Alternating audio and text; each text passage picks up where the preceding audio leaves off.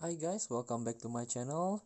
Today I'm going to show you how to see your current achievement in Call of Duty mobile game.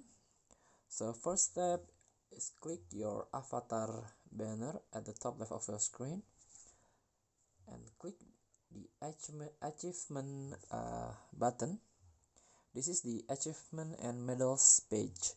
As you can see, this is my achievement, and also you can see your own achievement, or you can unlock your achievement by playing more game.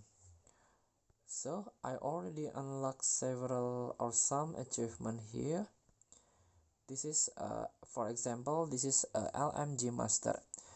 You can get LMG master by killing minimum 500. As you can see, total enemies killed with LMGs must be minimum at 500, and you can get LMG master. As you can see, this is battle royale achievement you can get by playing the battle royale game mode, and also the zombie achievement by playing the zombies mode. Thank you, that's all for today.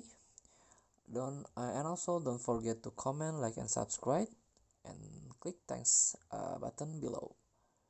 Enjoy the game.